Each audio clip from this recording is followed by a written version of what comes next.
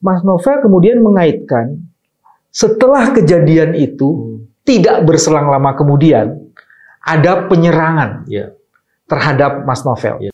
Waktu itu penanganan kasus buku merah ini kan terkait dengan kasus impor daging kalau nggak salah.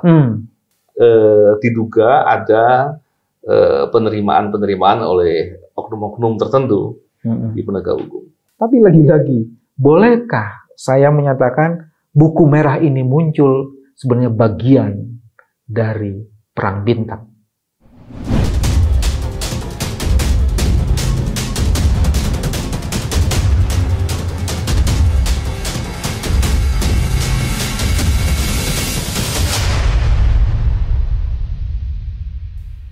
Assalamualaikum warahmatullahi wabarakatuh. Salam keadilan, salam kemanusiaan, dan salam anti korupsi. Teman-teman, hari ini kita seolah diserbu oleh merah. Ada buku merah yang bikin rapot merah sehingga telinga menjadi merah dan sebagian kita menjadi marah, Mas. Bukan merah, Pak. Oh, iya. Terakhir. Nah, yang menarik adalah dalam perbincangan mengenai buku merah itu, teman saya Novel selalu disebut-sebut. Padahal sebenarnya itu tidak ada kaitannya langsung. Nah, kita ingin mencoba mengkonfirmasi dan mengklarifikasi sejauh mana buku merah itu berkaitan dengan Mas Novel dan sebenarnya dengan upaya pemberantasan korupsi, apa relevansi dan materialnya terhadap pemberantasan korupsi. Gimana, Mas? Emang begini, Pak, kasus buku merah benar yang Pak Bewi bilang bahwa saya itu nggak ikut menangani. Nah, oke. Tapi memang... Mengotaki kali nggak? Ya, mengotaki barangkali, Pak. Ya. Dan waktu itu penanganan kasus buku merah ini kan terkait dengan kasus impor daging kalau nggak salah. Daging itu dalam ini daging merah loh, Mas, biasanya, bukan ya? Daging merah. Daging merah, daging merah. Oke.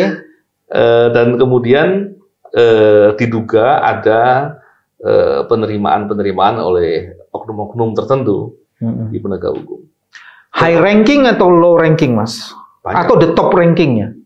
Bisa dari bawah sampai atas. Bawah sampai atas. Dan itu terjadinya bukan cuma di satu institusi saja. Sebenarnya ada banyak. Cuman saya melihat penanganan perkaranya nggak tuntas waktu itu. Kenapa nggak tuntas? Karena penyidiknya juga terancam semua sebenarnya. Itu yang poin pertamanya.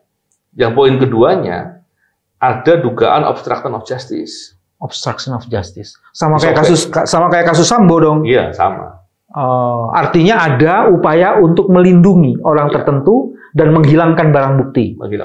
Operasi merah. Operasi merah. Yes. Dan perkaranya itu juga nggak diusut, sehingga itu menjadi permasalahan terus kan. Dan yang ketiga, ketika saya kemudian membela kawan saya yang kemudian terancam itu, yang diintimidasi atau diancam, dan kemudian beberapa waktu kemudian saya diserang air keras, apakah itu ada kaitannya apa tidak? Itu kan perlu proses pembuktian. Gitu ya. Dan yang lebih menarik lagi, penanganan kasus penyerangan saya itu, penyerangan air keras, itu jelas jauh dari objektif lah. Jauh, apalagi profesional. Saya malah menduga penanganannya, atau saya meyakini paling tidak, itu penanganannya justru mengaburkan fakta. Dan itu telah saya sampaikan ke media pada saat kejadian saat itu, saya sudah berbicara banyak ke media. Artinya bukan hari ini saya sedang berbicara itu.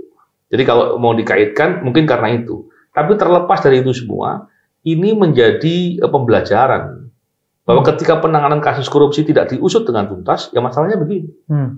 Yang kedua, ketika ada obstruction of justice tidak diusut dengan tuntas, kemudian bisa menjadi kemana-mana. Dan itu menjadi pembelajaran kita.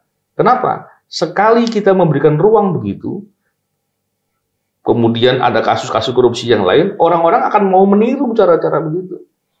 Dan ini berbahaya. Kalau tadi Pak Bewi bicara soal pemberantasan korupsi, namanya memberantas korupsi itu nggak mungkin hanya di level-level bawah. Berantas korupsi pasti terkait dengan orang yang punya kekuasaan, punya kewenangan, punya kekuasaan finansial dan lain-lain. Dan ini mereka bisa melakukan upaya apapun, ya. Serangan balik dan lain-lain. Ketika penanganan satu kasus tidak dilakukan dengan sungguh-sungguh dan konsisten, maka orang akan meniru cara-cara yang tidak benar itu untuk bisa diperlakukan untuk dirinya, gitu. Makanya ketika kemarin yang kasus Papua itu, saya dengan Pak BW mengatakan bahwa ketika ada perlakuan yang berbeda, orang akan meminta cara yang berbeda. Contoh itu, Pak, ya, contoh. Itu terjadinya sekarang, gitu ya. Artinya kita mestinya belajar dengan hal-hal seperti ini, gitu. Jangan kemudian perilaku-perilaku salah, perilaku yang nggak benar itu kemudian dilakukan dan itu akan menjadi beban di kemudian hari. Saya pelan-pelan saya coba klarifikasi. Iya, Mas Novel ketemu pejabat-pejabat tinggi di satu institusi penegakan hukum untuk mengklarifikasi adanya dugaan ancaman temannya. Seberapa berat ancaman temannya Mas Novel pada saat itu? Ancamannya sangat serius, Pak. Tentunya ketika ancamannya sangat serius, kita perlu klarifikasi agar jangan sampai ada orang membuat fitnah dan kemudian dengan fitnah itu dia bisa memprovokasi orang lain untuk melakukan kekerasan atau kejahatan kepada orang yang sedang. Apakah itu ancamannya pembunuhan? Di antaranya iya, tapi itu yang disampaikan oleh rekan saya. Ketika itu orang yang bekerja untuk kepentingan negara menunjukkan dedikasi yang benar harus diancam, kita harus bela, kan gitu, Pak. Masalahnya kemudian ketika yang begitu justru malah menjadi kemarahan atau masalah lain, itu lain soal. Dan cilakanya pimpinan KPK pada saat itu tidak sungguh-sungguh melindungi orang yang diancam itu. Ya, dan kalau melihat ancaman-ancaman begitu, Pak BW, banyak sekali ancaman-ancaman. Bahkan di kasus-kasus yang lain ancaman itu ada. Dan ternyata pimpinan KPK saat itu ya kurang lah, saya katakan. Kurang ya? Kurang. Bukan tidak, kurang. Saya katakan tidak, mungkin ada tapi kecil. Ya kurang juga bisa kurang ajar juga, Mas. Oke, yang pertama ancamannya begitu serius. Terus yang kedua, prosesnya itu malah menyebabkan proses pemberantasan korupsi tidak tuntas. Tadi saya sebut, ini kok sama kayak kasus Sambo. Ada proses penghilangan, obstruction of justice. Jadi pada periode itu ada upaya-upaya untuk menghilangkan barang bukti yang melibatkan diduga pihak penegak hukum satu institusi, dan itu dilakukan oleh orang-orang yang seharusnya melakukan pemberantasan korupsi. Persis. Dan itu fakta itu jelas karena beberapa waktu kemudian kalau nggak salah ada beberapa media investigasi menampilkan video CCTV-nya. Dan ternyata memang barang buktinya betul-betul hilang atau rusak. Saya katakan hilang lah. Atau paling tidak bisa digunakan lagi. Kalau saya pakai istilah yang lebih aktif, dihilangkan bisa nggak? Ya, lebih tepatnya. Lebih tepat segitu ya. Kalau hilang sendiri, jin yang ngambil. Jadi barang buktinya dihilangkan, itu dilakukan oleh penegak hukum untuk melindungi penegak hukum yang lain yang merupakan atasannya dia. Itu yang menarik. Nah, terus yang juga cukup menarik itu begini, Mas Novel.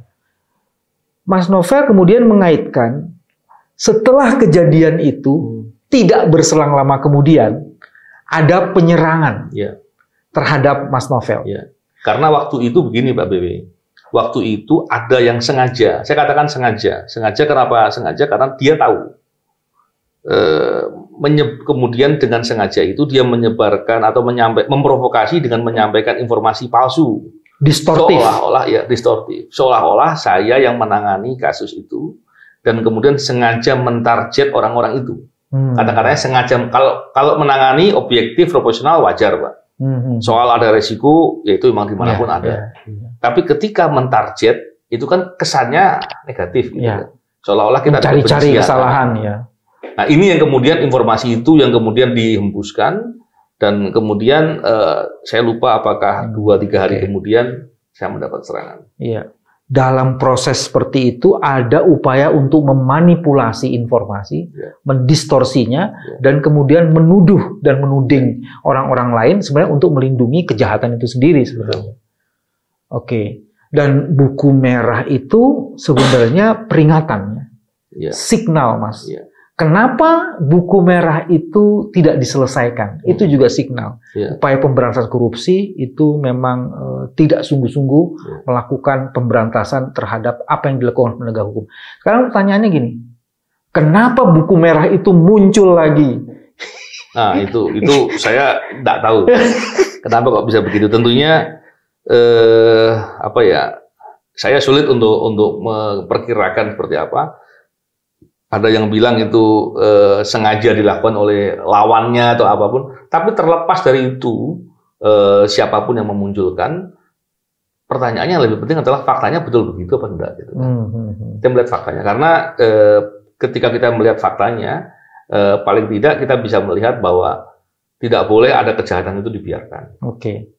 Pembiaran kejahatan akan menumbuhkan kejahatan yang lain. Betul. Dan tak akan pernah bisa menyelesaikan kejahatan itu. Tapi lagi-lagi, bolehkah saya menyatakan buku merah ini muncul sebenarnya bagian dari perang bintang?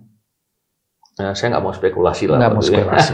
Baik, kalau gitu kita akan panggil teman yang pernah menyandang bintang untuk menjelaskan apakah benar terjadi perang bintang pada episode selanjutnya. Itu lebih cocok karena sama bintang saling tahu. Sesama bintang saling mengetahui apakah terjadi perang atau bintang. Betul, Mas Novel belum jadi bintang belum sih jadi bintang. Tapi Mas Novel sekarang menjadi bintang untuk menegakkan integritas. Teman-teman, itu tadi buku merah yang pasti membuat marah dan membuat merah telinga.